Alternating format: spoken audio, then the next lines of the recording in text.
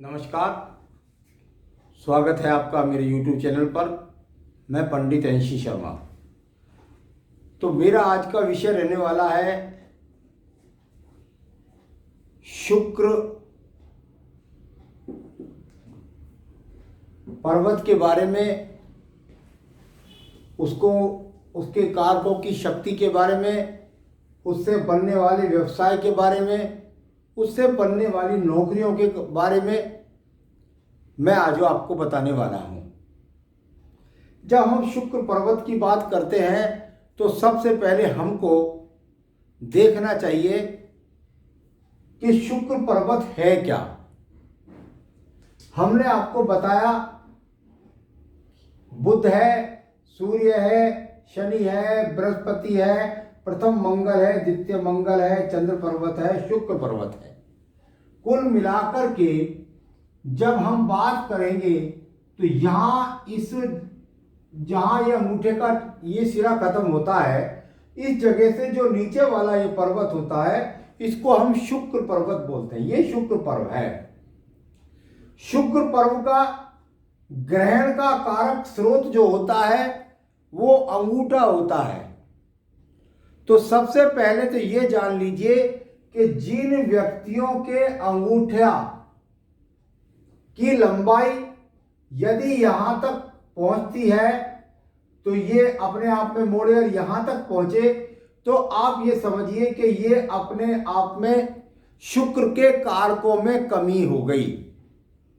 यदि आपके अंगूठे में किसी भी प्रकार से बहुत ज्यादा आड़ी तिरछी रेखाएं दिखाई देने लगे तब आप ये समझ सकते हैं, खासतौर से प्रथम पर्व में, क्योंकि ये तो अपने आप में जो तर्क शक्ति का है, मानसिक रूप से यदि स्वस्थ व्यक्ति होगा तभी जाकर के अपने कारकों में वृद्धि कर सकता है।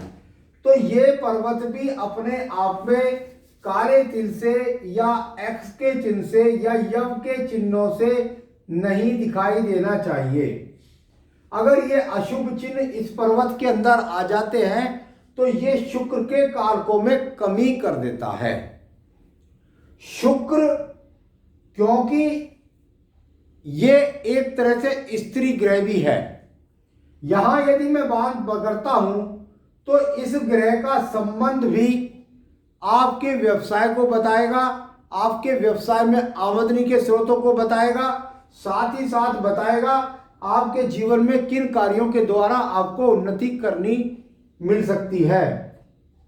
तो चलिए मैं बात कर लेता हूं। सबसे पहले ये पर्वत किसी भी व्यक्ति का दबा हुआ नहीं होना चाहिए, दबा हुआ नहीं होना चाहिए, साथ ही साथ आयु रेखा से बहुत ज्यादा छोटा भी नहीं हो जाना चाहिए।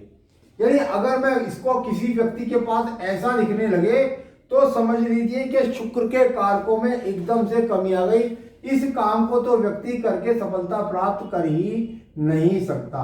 तो इसका पर्व का अपने आप में जितना ज्यादा चौड़ापन होगा वह व्यक्ति के उतना ही जीवन में ज्यादा कुल मिलाकर के उसके कारकों से या उस कार्यों के द्वारा व्यक्ति को तरक्की, उन्नति, प्रगति प्राप्त करवाएगा। तो शुक्र से क्या क्या मिलता है? अगर आपका शुक्र अच्छा है, अगर आपका शुक्र अच्छा है और आपके पास में यहां से आप देखते हैं कि बिल्कुल एकदम लालिमा लिए हुए है, एकदम उठा हुआ है, तो ऐसे व्यक्तियों के जीवन के अंदर कुछ ना कुछ पैतृक की संपत्ति अवश्य मिल जाती है।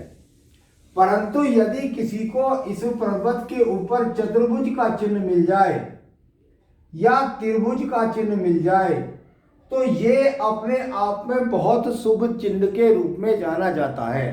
ऐसे व्यक्तियों को पत्नी से लाभ, ऐसे व्यक्तियों को संतान से लाभ, ऐसे व्यक्तियों को पैतृक संपत्ति, ऐसे व्यक्तियों पर कई कई भवन और ऐसे व्यक्तियों के पास कई कई गाड़ियां होती हैं। तो ये अपने आप में एक एक भी मिल गया तो ये समझ लिए बहुत ज्यादा अच्छा है। परंतु इसमें ध्यान रखें कि जब जब ज्यादा जालियां बनने लगे, आपको ऐसा लगने लगे और बहुत सारी जालियां बनने लगे तो इनको जेल लेखा ना समझे। इसका मतलब यह है कि शुक्र पर्वत अपने आप में कहीं ना कहीं पीड़ित हो गया और एक तरह से जालियों में फंस करके रह गया। तो इसके कारकों में एक तरीके की यहाँ पर कमी का सामना व्यक्ति को करना पड़ जाता है, संघर्ष का सामना करना पड़ जाता है। अब इसमें देखिए, इससे व्यवसाय क्या क्या हो सकते हैं। पर्व अच्छा है, किसी प्रकार की अशुभ रेखा नहीं है, बहुत सुंदर सुंदर रेखा जा रही है यहाँ से, मान लिया ऐसे तो भी अच्छी रेखाएं हैं। और यदि ये यहाँ से काट कर जा रही हैं शुक्र पर्वत पर, तो ये रेखाएं भी अशुभ है। इन कार्यों को व्यक्ति को नहीं करना चाहिए जो शुक्र से संबंधित होते हैं। अब हर कार्य क्या होते हैं, देखिए ऐसा व्यक्ति कुल मिलाकर के महिला क्षेत्र हो या पुरुष क्षेत्र के हो, इसके अंदर बार बार का काम कर सकता है। यानी अगर आप आज कहें तो आज की महिलाओं के लिए ये ब्यूटी पार्लर का काम हो गया, लेकिन वह व्यक्ति भी आज के जमाने में महिलाओं से ज्यादा पुरुष इस क्षेत्र के अंदर कार्यरत हो गए हैं और वो यहाँ पर ब्यूटी पार्लर का काम अच्छी प्रकार से कर रही, यानी व्यवसाय ही उनका ब्यूटी पार्लर हो गया, चाहे पुरुष हो और चाहे महिला हो। नंबर 2, यहाँ शुक्र पर्वत अच्छा है तो व्यक्ति का सोने का काम, चांदी का काम, जेवरात का काम या उनसे संबंधित जो कार्य क्षेत्र हैं उनके द्वारा व्यक्ति का नौकरी करके अपना जीवन यापन चलाता है। तीसरी बात करता हूं यहाँ पर, तो मैंने बता ही दिया आपको कि अच्छे चिन्ह है तो भौतिक सुखों की प्राप्ति होगी, लेकिन यदि यहां से निकल करके ये पहले भी निकल सकती हैं, ये बाद में भी निकल सकती है। मान लिया किसी व्यक्ति के जीवन में ये रेखा शुरू से ही जाकर के और ये शनि या सूर्य पर्व से संबंध बनाती है। अब शनि पर्व से बनाए या सूर्य पर्व से बनाए, कुल मिलाकर ये अपने आप में बताती है कि पत्नी के द्वारा सम्मान, पत्नी के द्वारा धन, पत्नी के द्वारा बुद्ध से संबंध अधिकतर मैंने बनाते हुए जब देखा है तो मैंने पाया है कि जब जब ये रेखा इस प्रकार से जाकर बुद्ध से संबंध बनाती है तो ऐसे व्यक्तियों को कुल मिलाकर ससुराल पक्ष से अच्छा धन मिलता है। ये रेखा आपके जीवन में रही थी, लेकिन धीरे धीरे 50, 54, 55वें वर्ष में बननी शुरू हुई।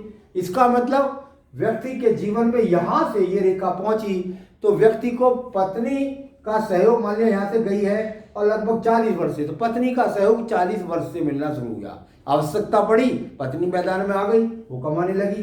संतान से सुख सहयोग मिला, संतान से धन मिला, ये चीज बताई जाती है। यहाँ पर भवन हुआ, निर्माण हुआ, पत्नी से सहयोग हुआ, संतान से सुख सहयोग हुआ, जेवरात, सोना, चांदी, भौतिक सुख, ब्यूटी पार्लर, ये सभी कार्य जो है वो शुक्र के कारक है।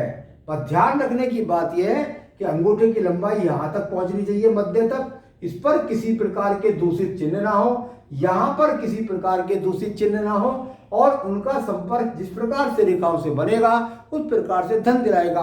कभी कभी व्यक्ति यहाँ से चंद्र पर्वत से जाकर के और शुक्र पर्वत का संबंध भी देखता है, तो शुक्र पर्वत से चंद्र पर्वत की रेखा का संबंध तो व्यक्ति को बनाता है, भाई ये तो विदेश रेखा, विदेश हो गया, यानी व्यक्ति ने यहां अपने संसाधन बनाए विदेशों से जुड़कर। नंबर 1, व्यक्ति की संतान ने विदेश से जुड़कर संसाधन बनाए। नंबर 2, व्यक्ति खुद जाकर यहां स्थापित हो गया विदेश में और वहां से जाकर अपने व्यवसाय, अपनी नौकरी से संसाधन बनाए।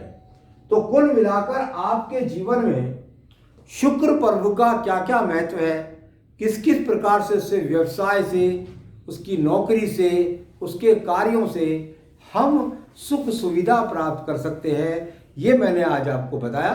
आगे भी मैं अन्य विषयों पर समय समय पर आपको अवगत कराता रहता हूँ। मेरे साथ जुड़े रहिएगा, मेरे चैनल को सब्सक्राइब कर लीजिएगा। नमस्कार।